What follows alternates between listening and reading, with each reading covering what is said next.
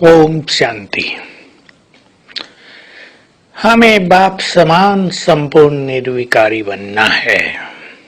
अपने चित्त को शांत, निर्मल, प्रेम और शुभ भावनाओं से भरपूर करना है। पवित्र तो अनेक आत्माएं बन गए, पर पवित्रता का बल थोड़ों के अंदर ही रहता है। पवित्र बनना अलग बात, निर्विकारी बनना अलग बात, और पवित्रता का बल अपने में बढ़ाना ये इम्पोर्टेंट बात है। पवित्रता ब्रह्मचर्य से शुरू होती है। निर्विकारी हम तब बन जाते हैं जब सभी विकारों को अंश और वंश सहित नष्ट कर देते हैं। लेकिन पवित्रता का बल किसमें आता है?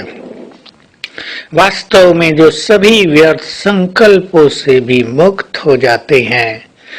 मान लो कोई व्यक्ति अपनी पवित्रता में बहुत स्ट्रांग हो, बिल्कुल जब से वो बाबा का बना उसने अपनी पवित्रता को बहुत अच्छी तरह कायम रखा है, लेकिन उसके अंदर व्यर्थ संकल्प बहुत हो, पर चिंतन बहुत हो, पर दर्शन बहुत हो, ईर्ष्या द्वेष बहुत हो, उसके बोल अच्छे न हो, तो उसके पवित्रता की शक्ति साथ साथ नष्ट होती रहती है। उसके चेहरे पर पवित्रता का तेज, पवित्रता का बल, पवित्रता की दिव्यता कभी नहीं आती। ऐसा बहुतों के साथ हो रहा है, जिनकी पवित्रता तो अच्छी है और शायद वो सोचते हो हमारी पवित्रता के कारण हम बहुत आगे हैं, परंतु जिसकी पवित्रता बहुत अच्छी होगी ये सब चीजें नहीं होंगी। उसकी सेवा बहुत तेजी से आगे बढ़ेगी। देवकुल की आत्माएं खिंच खिंच कर उनके पास आती रहेंगी। उनके स्थान पर बहुत जबरदस्त रूहानी आकर्षण होगा। तो हम ध्यान दें इस बात पर कि पवित्रता धारण करने के साथ कहीं हम पर चिंतन या व्यर्थ चिंतन के रोग से पीड़ित तो नहीं हैं। कई लोग बैठे बैठे यूं ही सोचते रहते हैं। यदि उनसे पूछा जाए तुम क्या सोच रहे हो, तो उन्हें यह भी पता नहीं होता वो क्या सोच रहे हैं, पर सोच सोच कर वो अपने चेहरे की दिव्यता, उसकी शालीनता को नष्ट किए रहते हैं। ऐसे कई लोग देखने में आते हैं जो बिना मतलब ही बहुत परेशान रहते हैं। उनसे यदि पूछा जाए तुम परेशान क्यों हो, तो वो कहते हमें भी नहीं पता, पर हमें खुशी नहीं रहती है।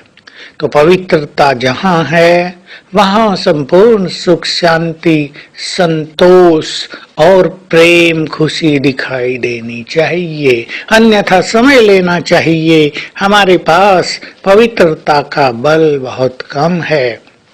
हम सभी को अपनी पवित्रता की शक्ति से शुद्ध वाइब्रेशंस फैलाकर वायुमंडल को भी पवित्र करना है और प्रकृति में भी पुनः उसकी खोई हुई शक्ति को भर देना है, ताकि प्रकृति जन्म जन्म के लिए हमारी पालना कर सके।